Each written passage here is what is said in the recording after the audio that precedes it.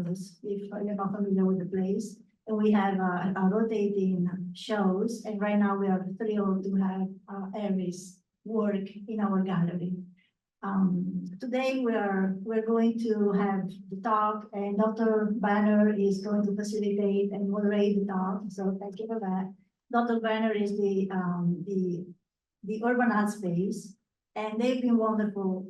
We actually started a great collaboration with this event, and hopefully it will continue in the future.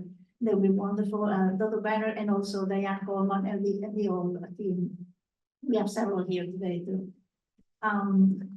Just a little bit about the faculty club. We have several shows. The next one is going to be a mixed media and textile artist, Sue King, and it will open in September. And if everybody is interested, you can sign up for our newsletter online on the website, or if you're here in person, you sign up on the binder, and leave also a nice comment about the current show. And for those that are here, today and tomorrow, there is an extra incentive to buy art. Also, if you buy somewhere else, today and tomorrow, anything $500 or less, it's tax sale free. So it's your days to go out and buy original art and take something home and support the local artists. I would like to introduce our speakers. Dr. Darren Banner, as I said, is going to be the moderator today. Dr. Banner is the manager of community learning and engagement of the OSU Urban Art Space, where he oversees the Urban Art Space internship program, and Arris is the current, well, the people here, Arris is the arts in residence, and the interns are here helping us today. And he leads the educational initiatives and establishes community connections and partnerships. Dr. Banner earned his PhD from the Department of Arts Administration, Education, and Policy at Ohio State University. And before that, he completed a bachelor's degree in studio art and a master's degree in business administration from the Kentucky State University. So he's an artist, he's an educator, and he's a researcher. And his research focuses on the art historical impact of past Black arts movements and technology, the cultural policies, and arts management processes that they utilized by Black artists within those movements. He's also applying for grants. And I know that this year he has secured a $250,000 grant to support numerous community arts engagement initiatives. Congratulations. Arris Cohen, the featured artist and speaker, is also known as Shira, and it took me a moment to understand that that was your name backwards. Yep. He's a prominent and dynamic figure in the Columbus art scene, currently serving as the first community artist in residence at the Urban Art Space, recognized as one of the top 10 local Columbus artists in 2023. And he has quickly emerged as a vital contributor to the local arts community. He's a student of African American and African Studies at the Columbus State University. And he grounds his artistic vision in the African diaspora, articulating his creative journey as an African American. We have his wonderful work on our walls until the end of the month, and they are colorful. They make you think. It's thoughtful and amazing work that really deserves to be seen in person. He uses photorealism, hyperrealism, and surrealism to narrate the story of the post-modern diaspora. Cohen is an artist, an educator, a muralist, a storyteller, and he's playing all kinds of significant roles in the artistic community throughout Ohio. His artwork has been showcased in numerous galleries and museums across Ohio and is part of private collections throughout the United States.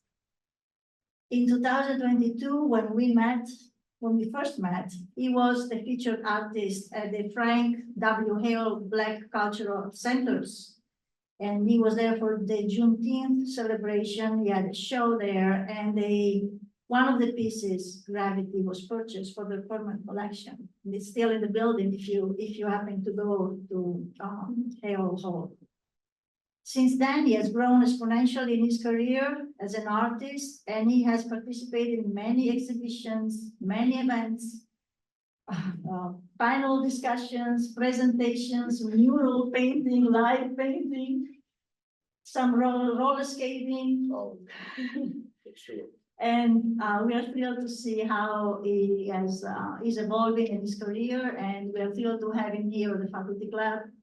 And I'm looking forward to hear the story and please share your with us. If anybody has questions, feel free to ask both online and in person.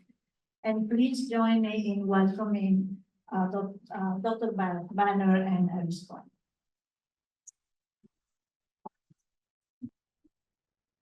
Thank you for that introduction. Can everybody hear me? All right, so I am pleased that we have a very intimate crowd, friends, colleagues, artists, scholars, researchers, those from UAS and OSU. So I definitely appreciate that. This will be recorded, so we can record to the Zoom. That would be awesome. So that anybody would like to share this after the fact, that will be available. So I have some questions, but I've known Arris for about 2-3 years now. 3 years. So make it a little informal and have some conversation and dialogue. So hopefully it'll be interesting. So like you were saying, I also did not know that Sir Ra was Arris backwards for a long time. The connection I got from it was Sun Ra and his orchestra, which is a musician, a free jazz musician of the 60s. And I made that connection, but it wasn't until recently I'm like, oh, that's your name backwards too. So that's interesting. Like it was stated, Arris is the inaugural community artist in residence at UAS. And that residency is still ongoing right now. And this is not on the sheet, so this is kind of off the cusp. Yeah. I think particularly what's important is the community aspect. And we heard about all the things you're doing, right? Murals, live painting, activations with skating and so forth. What role does community play in your work? Thanks for the introduction. I'm happy to be here. This has been a long journey heading to this moment, so I'm really excited to be here. And thanks for all your help, Robbie, with everything that you've done and everything I've been able to learn headed into this exhibition. So community, as an artist, community is where my start came from. In terms of it being a part of my family, from being young to getting my start based on people at the Maroon Arts Group and deciding that I wanted to sell prints of my work and see if people were actually interested. And so I had to foster connections within the community in order to get even close to where I am at this moment. So community means everything because that is the springboard that I use to figure out where I wanted to go with this passion of mine. The community is the reason that I decided to leave the workforce after being laid off and take this risk in this journey of being an artist. So it was only right that I gave back or immerse myself into the community more once I became a professional. So that was the premise. Yeah, and one of the things I appreciate, we heard about some of the organizing and activations and grants that have been going on, but Arris has always been a part of that. Even before we have funding, right? We reach out in the community because that's where we are. That's where we operate. That's where we give back.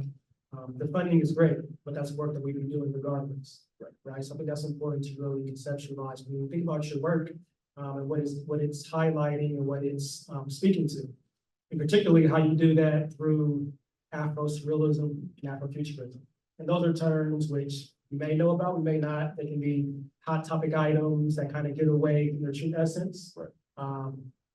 So the question, describe how you incorporate those things into your work. But before that, what do those things mean to you? Or how did you define them for those who are looking at your work and trying to connect those dots?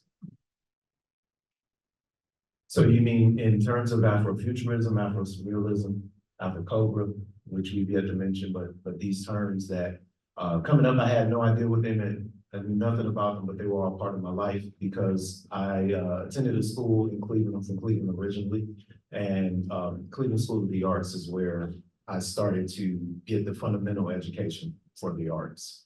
And although I was learning classically about artists like Salvador Dali, which is where my surrealism background comes from, my interest in even Black artists like Lemire Bearden in that time that I was able to learn about, I just wasn't aware of what Afrofuturism was, although I saw it in the different aspects of the arts like dance, vocal music, even creative writing.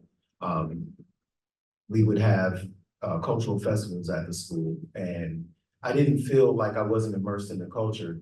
I just felt like I was learning so many things that weren't really a part of the curriculum as it pertained to the history classes and the things that we learned.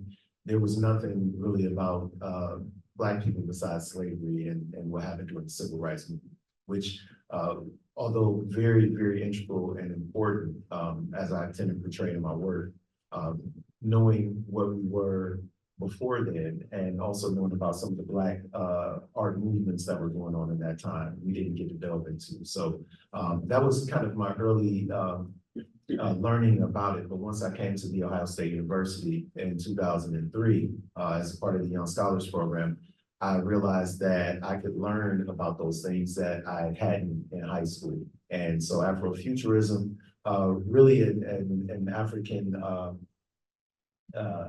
adage called Sankofa, which is looking at your past,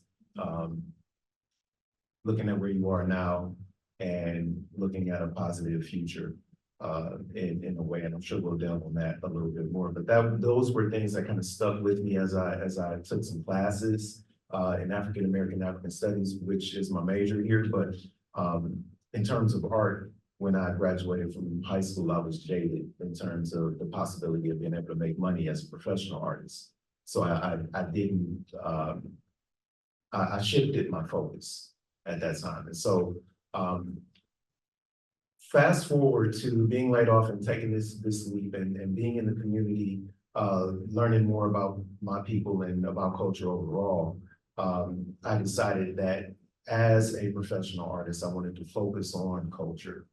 Starting with my own and starting with where my ancestors come from, but to be able to tell that story in a more positive light and talk about the things that we don't usually get to see in mainstream media.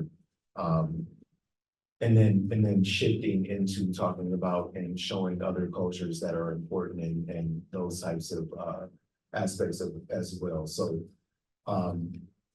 Afro-surrealism, coming from being a Salvador Dali fan, I wanted to show Black people in surreal situations in which we don't get to see. And that's in a way where my focus is at the moment. And it's evolved. Yeah, so you touched on a few things in there, particularly things that influence your art. Right. So we mentioned Afrofuturism, or Sankofa, which, as you said, it's about looking back to your past, or it's not taboo to look back into your past, to bring things into the future. And that's an African proverb that really manifests itself and describes Afrofuturism, the past, present, and future being connected. So that's a very deep influence in your work. But you also talked about your personal experience, right? And I think what's interesting is, as we think about Sankofa and the ancestors and our families and culture, your personal experience is that it's personal, but it's also connected to the historical experiences. So how does those experiences, both personal and ancestral, influence your work, and where can we see it? right? Are there examples where you can highlight or show these interconnections? Any pieces that, you know, are some of your favorites or really helps conversations that highlights those connections between the past, present, and future, and your personal experiences and things that have been experienced, right, by enslaved Black people, people going through the 60s, or even up until now, right? I laughed. I laughed because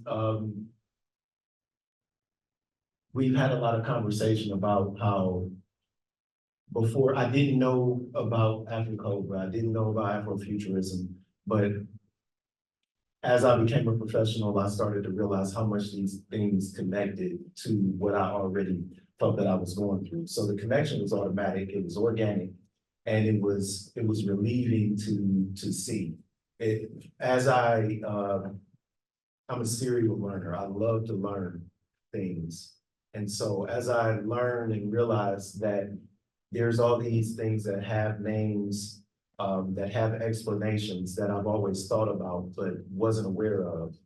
That's like the most relieving, the most fulfilling aspect of learning for me. And so every piece has some experience that I'm third party to, or is directly something that I dealt with. Robbie mentioned the piece Gravity that was purchased by the Ohio State University Frank W. Hale Black Cultural Center in 2022. And that piece depicts Mother Earth with her firm grip around the moonchild. And for me, like, you know, I'm very close with my parents. That piece is personal because of that, my relationship with my parents. But I met Teron, Dr. Banner, and Ayanna Hill and other interns at Urban Art Space as I was finishing that piece. And like as I was putting a clear coat on it. And I think that first solo show, as well as meeting Dr. Banner in person, and everyone that I met that day, was integral for my journey. And that piece specifically talks about, you know, one of the most important relationships that I had in my life. My mom's been my #1 supporter forever. Since day one, my name was based on her thinking that I was an artist from birth. So this whole journey for me is based on something that she thought of, a dream of hers. And then, you know, my grandfather, who passed in 2006, was my first art teacher. On my dad's side, my mom's side, my grandfather was a carpenter, and he would take wood blocks and have me put them together and paint them. And so, you know, that piece speaks to my journey as an artist. There's a piece in the gallery. It is not in the gallery because it's at Mansfield Art Center for a show that's opening this weekend. However, it's called Conduit, and it's one of my favorite pieces because, shout out to Nine. I was creating this piece during a really tough time in my life. And there's always tough time because every part of the journey has had its ups and downs. So at this time, I was making a piece for a show, but I had really been going through some tough things. So I went to an open gallery where I could create while other people were creating at the same time. And that's where I met another artist who I really admire. And they were curating the show. And that was one of the first group shows that I was in. So there's all these different connections that I have, not to be long-winded, with pieces that I've created. There's one in there called, it's based on the Shakespearean play Othello. And it's called Of One Who Loved Not Wisely, But Too Well. And that's very personal for me. So there's every piece I could name, you know, a reason why it means a lot to me. And again, learning about these different African proverbs and just how my culture is automatically connected to that. It's almost like roots from a tree. Yeah, said a couple of things that's catching my attention now, but the piece you mentioned is at the Hale Center. Yeah. The piece you mentioned that's at the Vansfield exhibition. The piece is in the show, the piece right behind us. Yeah. One thing that stands out are the colors. And, you mentioned kind of how we met. I had heard about Arris from one of our fraternity brothers, we're brothers too. So I'd heard about him, had seen some pieces, but never met him. And so by chance, we're out in the community. A few of the urban art space arts administrators were here with me, and we were just visiting, getting ready for Juneteenth on the ad. And, it was important for us to be in the community before we tried to program with the community. And we walked into the box park, we walked into Arris, his residency. And right away, I'm like, wait, these colors, I know this word. So that's how we met. And it wasn't by chance, but it was fortuitous. Right. But those colors are important. And then you mentioned just now After Cobra and like we're searching for these branches, right? Yes. And After Cobra has a manifesto. It's called 10 in Search of a Nation. And they mention these aesthetic qualities and these values they're trying to find through art, Black art. And it was tracing lineage, right? Finding the family roots and trees. So you saying these things and having these colors before you even got into kind of the theory behind it is interesting. So how do these colors speak to you and how are they representative of Afrofuturism in some of these conversations, even though they were there before you knew about it, right? Yeah. Can you speak to that? Yeah, so learning about Afro-Cobra and the fact that the use of vibrant fluorescent colors is very important and indicative of the nature of our people, our history.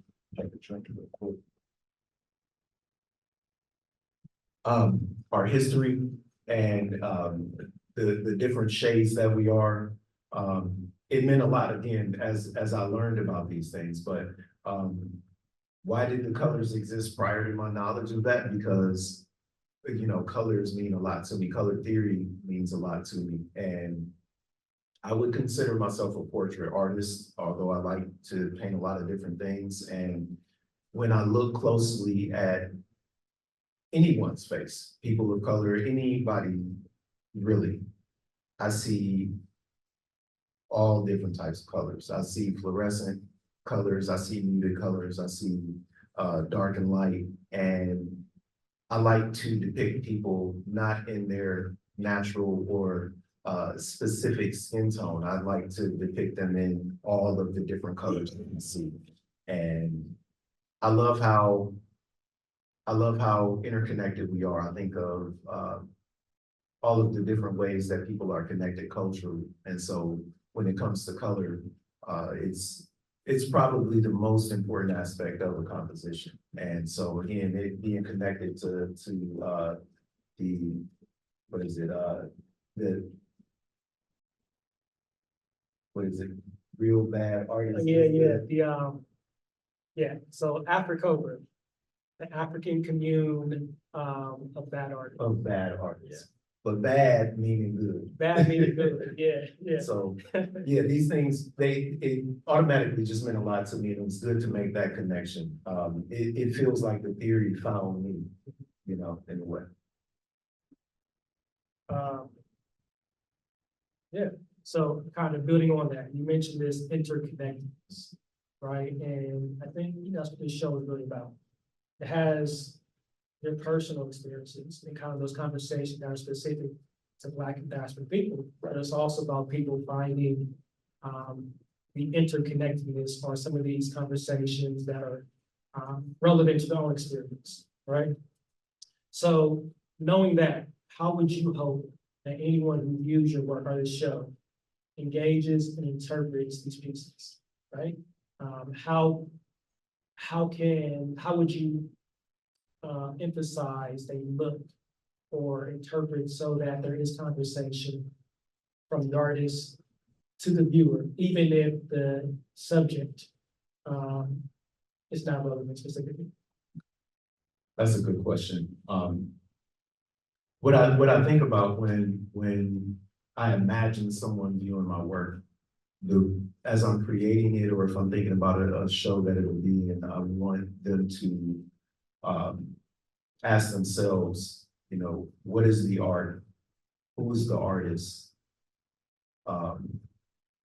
And for it to cause you to think of how we all are connected, for you to be challenged to find meaning in the subject matter. All of the stories that I tell or am recreating in the pieces are not just based on Black people. Like a lot of the stories are human stories, things we all go through. And that's the meaning behind Antithesis.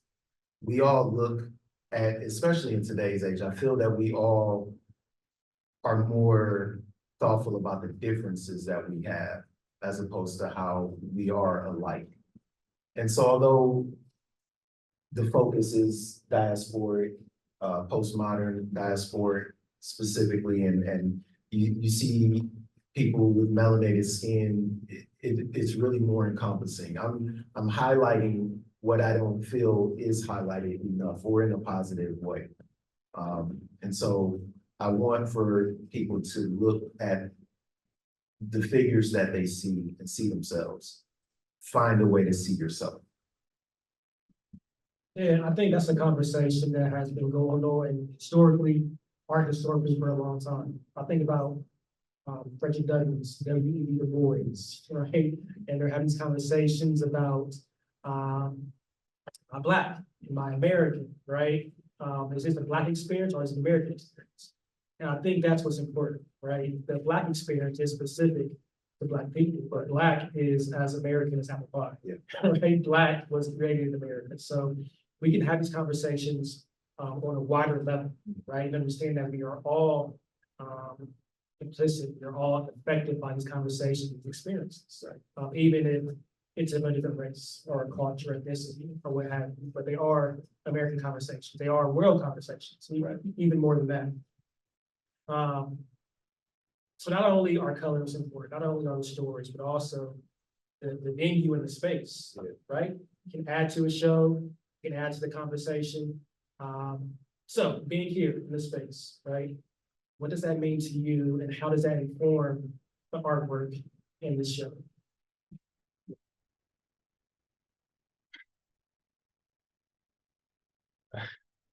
I'm a part of the Young Scholars Program, Office of Diversity and Inclusion. And so the first time that I stepped foot in this building, I was in high school. I might have been in middle school actually, because I was accepted in 6th grade. And so since 1996, I've been able to come down here once every summer, thankfully, to the university. And see historical buildings like this. When I was academically dismissed around 2008, a good friend of mine got married in this room. And at that time, prior to that time, the whole time that I was here since 2003, I was thinking about how bad I wanted to be an artist, how bad I wanted to have my work in the Frank W. Hale Black Cultural Center, how eager I was to follow a dream, and I did not see it being a possibility. So when in 2022, when Robbie reached out to me about this show and we had a meeting, it was life-changing. And I've been preparing for this show since then. So to have my work here, again, it has a lot, that is why the theme of the show is Antithesis. This isn't a place where people that look like me would have been able to show work at a point in time. This isn't a place that even someone affiliated loosely in the sense of being a student and not faculty would be able to show work in this space. But I was able to see Dr. E.K. Newsom have his work in the show. And he was one of my favorite professors. He taught me about Sankofa. That was one of the only classes I got a good grade or bad grade, but did well because he believed in me. not as an artist, but just as an academic, as a person. So to see that, for him to show up at that first show where I met you, and all of this is full circle to me. So to have work, I'm looking at a piece I created for Soul Classics, for something that happened with them, a community piece that I created in that room right now. It means everything to me. And the work that I wanted to put in the show, I wanted to be authentic to who I am and what art means to me. So I'm thrilled to even have the opportunity to do this. So talking about like 2022, right, which seemed like forever ago now, and how this has like been a lead up to it, right? You've been working on this since then. What has been, if you use that time frame, right, or even before then? Okay. What has been some of the challenges, tribulations, things you've had to overcome to get from there to here? Well, I'll use a little bit before, because I have to start with any artist that wants to, that yearns to put themselves out there and be seen by other people, to have their work critiqued or criticized or scrutinized even. It takes a lot of courage. And the pandemic was, I lost people during that time. I lost family members, I lost friends. And I was blessed in the same by being laid off from a job that I had, I let it become my identity. Because it was at that time the most money I'd made in my life. I had a big family to take care of, very young kids. And so taking that leap of saying, I'm not gonna go to another job where I don't feel completely fulfilled in what I'm doing. I need to be fulfilled in my life. And in order to take care of my responsibilities, I mean, to this day, I even, get goosebumps thinking about that, because it's a big step. So starting from 2021, when my wife, thank you, Alana, for helping me make the decision to say, you gotta do this. When will you ever have the chance to showing my work to other people and getting that confidence to really take the leap and say, I'm an artist first. To even taking the leap to say, I need to find a way to have consistent income because we don't get paid often or on time, but my passion means more than anything. And I need to pay that forward because I had people like Dr. Newsom, Larry Williamson, give me courage to do this. I had to teach. Teaching was important to me, and I don't have a degree for it. So for an entity like Franklinton High School, which I'm teaching at right now,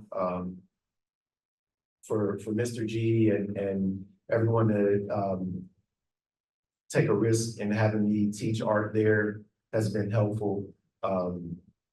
There have been a lot of struggles though, and I still to this day have struggles, but I think that what's been most helpful is that I'm fulfilled in my gift. I'm fulfilled in what I do as an artist. And for me, that's the best thing ever. I'm able to deal with the stresses that I wasn't able to prior. So that was a process. Process, absolutely. And as artists, right, sometimes the process is more important than the end result. Yeah. And I think artists use their artistic process as ways of learning, researching, knowing, figuring things out, right? So I think there's a connectedness there. Leaning into the artist side, right? Your process as an artist. How do you balance past, present, and future into your artwork? We've heard kind of how that's an influence, right? But how do you balance that? For your process, even through your aesthetics, right? Like, how do you incorporate those things into the actual pieces? So using Sankofa in my work, how do I balance past, present, future in the process? which is most important. You mentioned how I think it's the most important aspect. It's not the end result. It's not the final piece. It's the process of getting to that final part. And that in itself is a past, present, and future thing. Live in the present. So I have to come up with a composition. Most of the times I already have an idea in mind. I have a lot of ideas in my mind about what I want to make and what I want to paint. And so I do research. I talk to people who are knowledgeable, or I look it up myself. There are storyboards, there are a lot of notes, a lot of unfinished drawings, and a lot of pictures that I searched for, some that I've taken as well.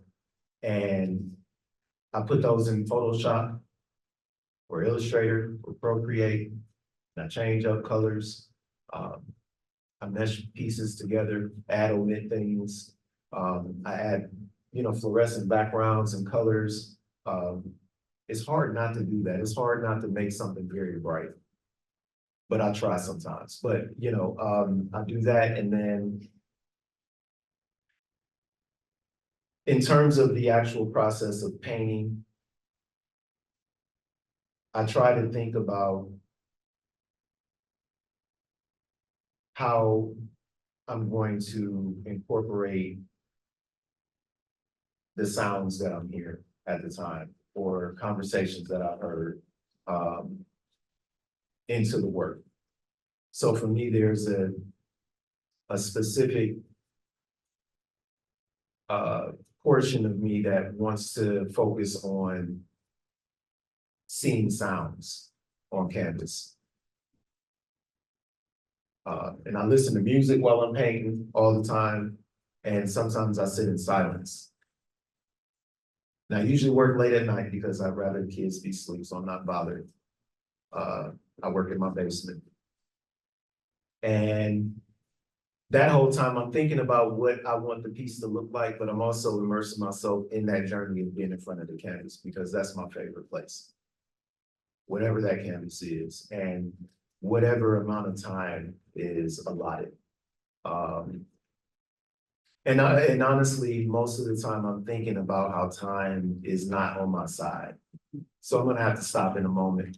I take a lot of breaks. I might work for 5 or 10 minutes and then stop for 20 and just stare at the picture. Think about the details that I want to work on. I jump all around. I don't stay in one spot. And that to me is a microcosm of what life is really like. Mistakes can be painted over. Even if you get a tear in the canvas, you can fix it. And I take these things because the creating part is therapeutic for me. That is how I teach. So, it's more so about the journey of you actually doing the work, the research prior to get to that final portion. Because once you're there, it's a memory. Like hearing you describe that, I'm over taking notes.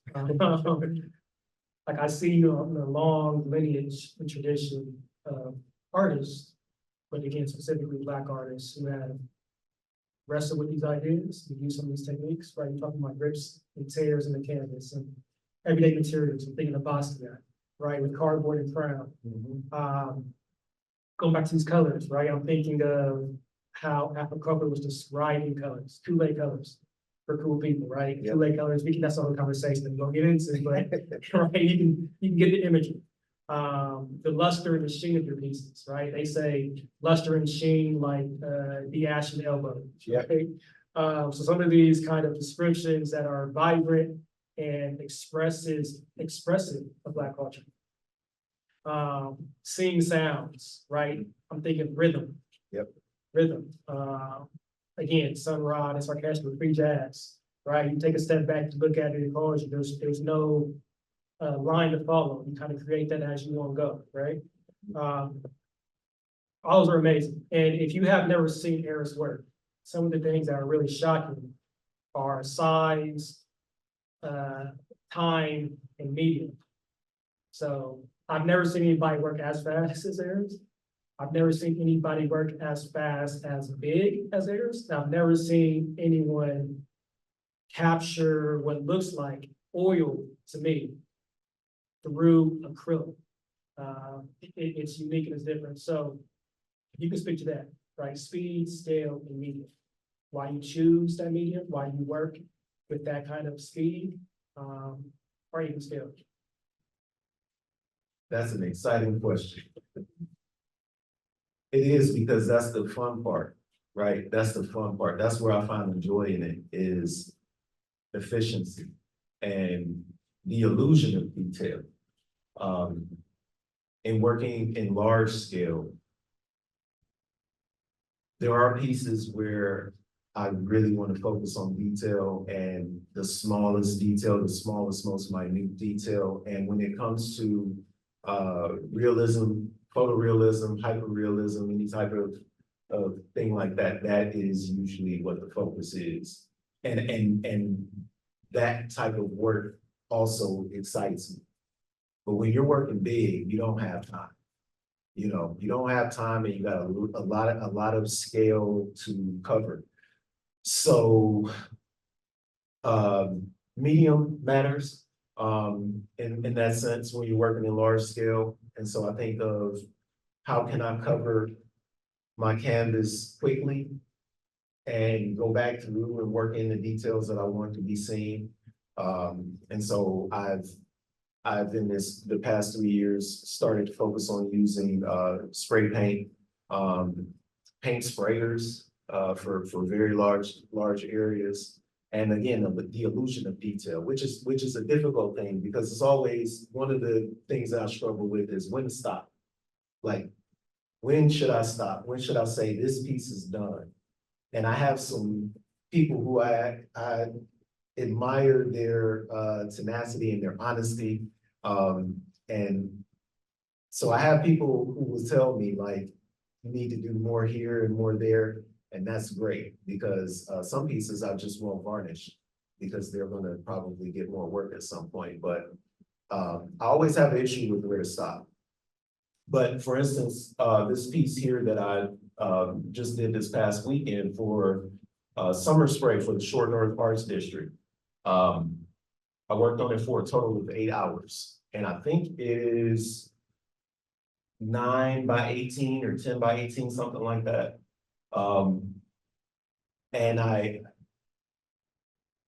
And what I've done is started to give myself an allotted amount of time to work on the piece. And when I get to that point, I'm done with it, at least for that time.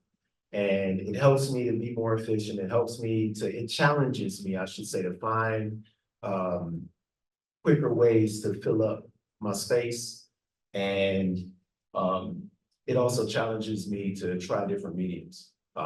Before I did the mural at Franklinton High School last summer, at this time, actually, it's been a year, I hadn't used spray paint I hadn't done a mural that size, but I hadn't used spray paint. And we only had like 2 weeks before school started. So I had to figure out a way to fill in the spaces quick. And that's it. So making that jump. Oil paint to me is a scary thing, you know? That's why I'm going to make that transition to it, because I want to challenge myself to something that I haven't, I'm not comfortable using. I only started with acrylic paint like all the time a couple of years ago. So it's the scale that I work in, and that is all just to challenge myself to do better. Largest piece you've done? Largest piece was it's either the mural for Franklinton High School that I did, or the mural for the Greater Cleveland Food Bank that I did earlier this year.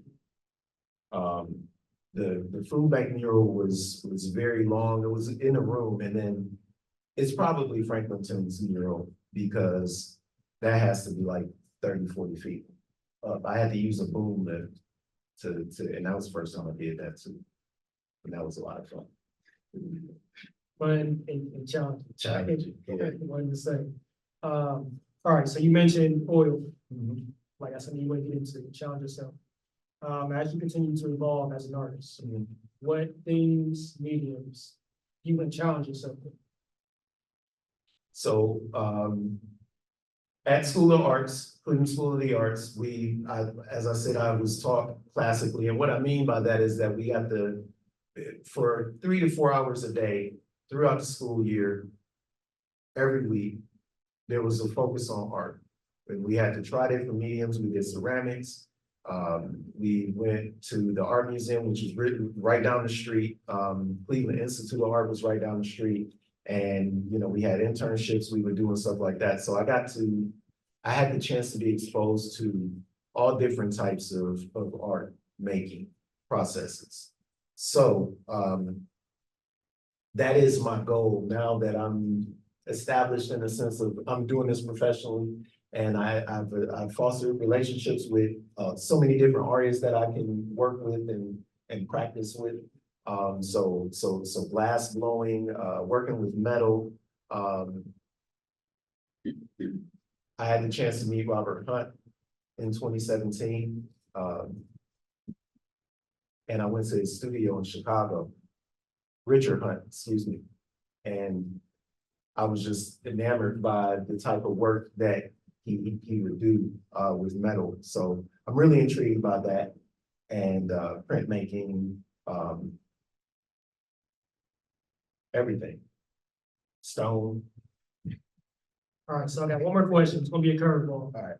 Then we'll open it up for any questions that may be on the webinar, any questions we have here, and then we want to request that anybody wants to join, you give us a walkthrough.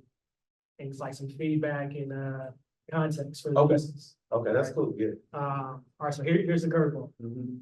You mentioned sing sounds. You mentioned sing sounds. Give me a song that either describes your art in general, Mhm. a specific piece, or yourself. One more time. So a song that describes. It can be 3 songs or 1 song Okay. that describes either like your art in general, Mhm. a specific piece, or yourself. Did you come up with this? I just, listen, I'm over taking notes, Yo. just now. That's a good one. Honestly, music and art are one thing for me. They're one thing. I've made music at some point in another life because music is the most important, like jazz especially is my number one. Jazz is my first love. So the first song, I don't have to look at this. The first song is Lay in Low by MFSB, Mother, Father, Sister, Brother. I love 70s music. And they were a band that was out in the 70s. And it is a very, it's melancholy and it's kind of sad in a way, but it's also reflective and inspirational. And it segues into the other song. The next song would be, it's called To the End of the World by Pat Metheny Group. My mom, brother, and I love this Pat Metheny, who is a jazz artist. He's probably been creating since the 70s. Dang, I know the next song too already. That's crazy. I can use songs all day and describe my work, but yeah, To the End of the World by Pat Metheny Group, which is it has a break, like a crescendo where it goes into this break where there's rain and then the song comes back in gradually. And that's a really good song. And then the last one I'll say is Bob James' Nautilus. And I have a piece that's actually out here called Nautilus. But it's just been one of my favorite songs forever. I love that Bob James is an artist that was a white man, right? With so much soul, because he's probably been sampled by all of the hip hop artists you can think of. And so I love his work, I love his music, and that is probably my top favorite song by him. Now I'll leave it there, because I got like 10 minutes. I promise you, we did not rehearse it. That is, I just wrote that down, so, yeah, that's amazing. All right, so questions we might have.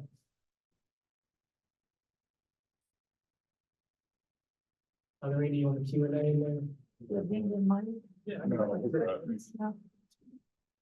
I'll start up. You paint fast. I like that. Average painting 8 hours then or not? On average, at this point in time, when I started out, I would take 2 weeks, and I would spend maybe about 180 hours on a piece.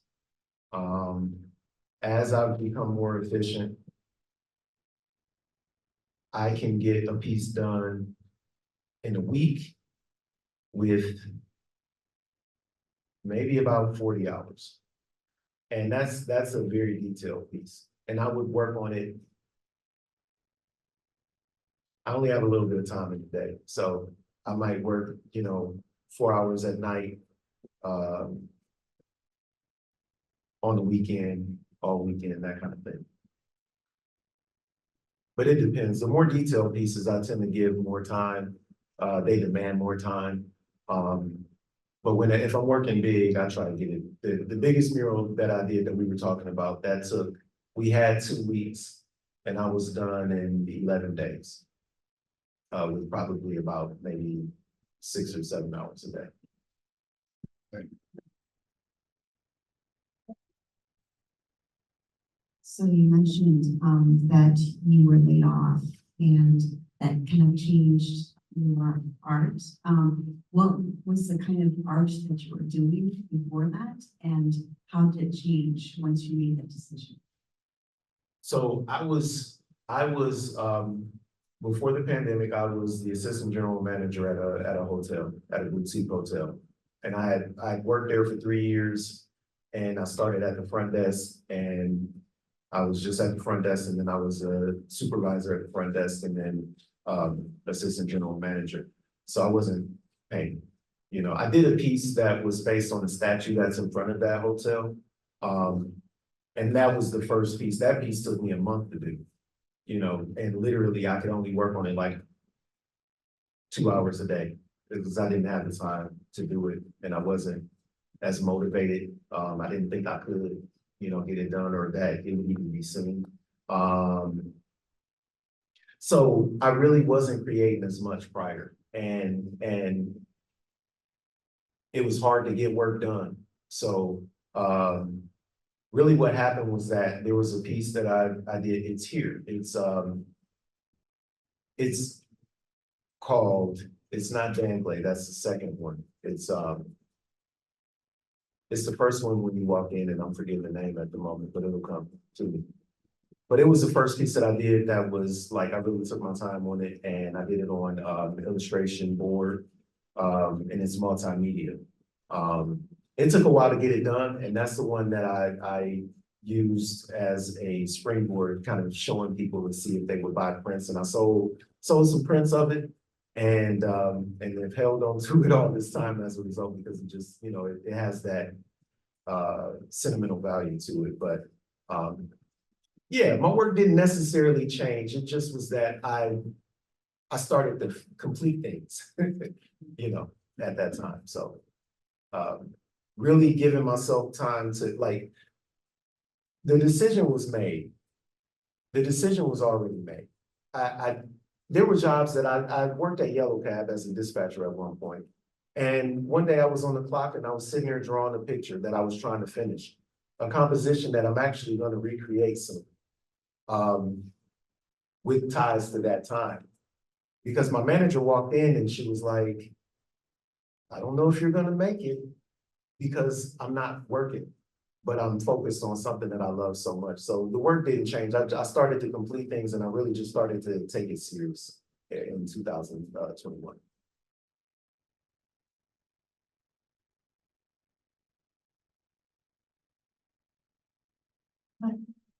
you mentioned that you grew up with a family that valued art and encouraged you to be an artist. And now you're teaching, you mentioned high school, Franklinton High School, and you're teaching there. And I wonder how what you bring to this. You touched a little bit on that, but I would like you to maybe go more into what do you bring to the students, and what do the students reciprocate? I bet you also will get something from them, because it's impossible to work with young people and not get things in return. So can you please touch on that? And also imagine you at their age, what would you tell to yourself when you were like 15 or 16, like if you got to meet yourself that age? I feel like you're looking at me right now at that age, because that took me back to being, 16 and 17 when I was jaded about it. My guidance counselors at my high school told me, you won't make a lot of money as an artist. And for some reason, I thought that, oh, well, I shouldn't do this then. I'll get back to that part, but I'll talk about what's most important that you mentioned in terms of your question is, what do I get back from the students that I teach? So I mentioned I teach from a therapeutic aspect of just create. Marshall Shorts, who I went to high school with, he is a very influential artist here in the Columbus area, but he's Cleveland native, somebody I look up to, and he has a slogan, shut up and create. And I wouldn't say that to my students at all, but to me, what that means is, when I'm teaching, I notice I have a lot of students that don't feel like they can do it like I did, that are scared of what'll come out if they are authentic with the work that they create, like I was, and am sometimes still, that don't see a future in it, like I did not see a future in it, didn't know that it was possible, just felt it in my heart, just wanted to create. So I go in with and I can't wait to do this year too, is to just tell them, just make something. And that's how the curriculum starts out. That first week, just make something. Don't think about how good it looks to other people. Do it for yourself. And use this time that you're creating to just be in that moment of creating, like you're making something. Make something that you can be proud of. Make something that's authentic to who you are. And I get a lot of interesting responses and a lot of interesting work as a result. And I have some students that are super talented, and I have some that that lack the fundamentals, but are still creative. And so I relish in that. And what I get from it is it influences my journey and my creative process. When I see them pushing back, or when I see them just they're going through.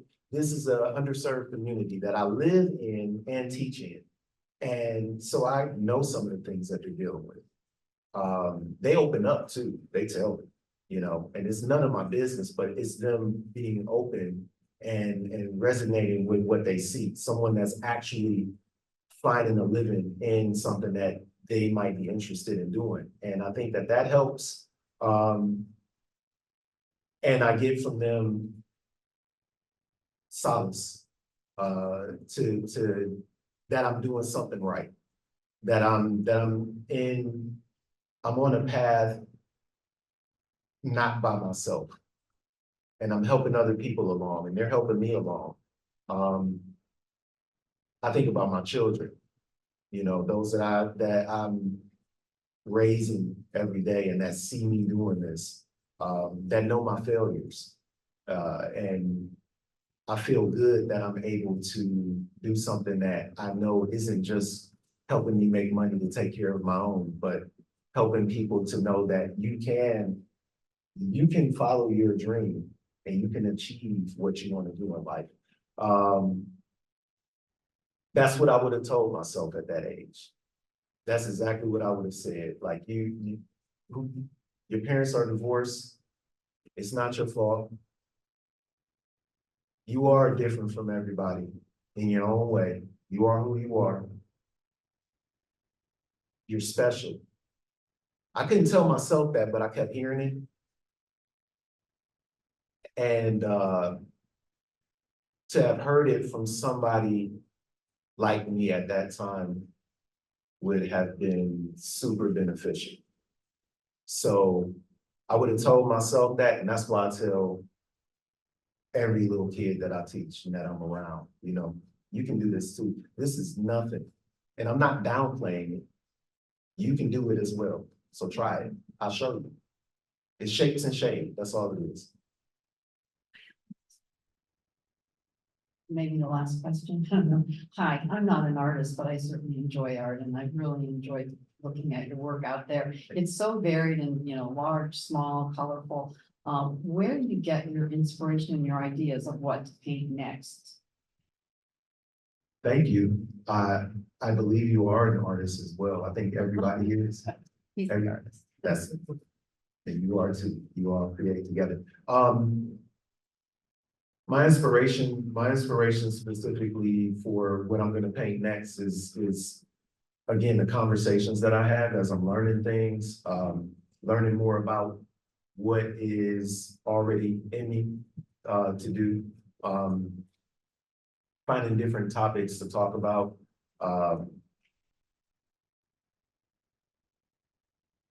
Here in the future and like with the next piece that I've started already, I'm wanting to be more autobiographical. We kind of talk about things that are super personal, like fatherhood. And so I have a desire to open up even more, and that's a scary thing. So so I'm dealing with that now, and that's where the ideas are coming from, because there's so many things I think about that I want to convey, things that I think I need to have conversations about as well through my art, because art changes community. And the way that our society is right now is pretty messed up. So yeah, I'm really focused, like overall in terms of theme, I'm really more focused on how we are all alike as opposed to how we're different. So that is where most of the ideas are coming from. Thank you. Yeah. Thank you.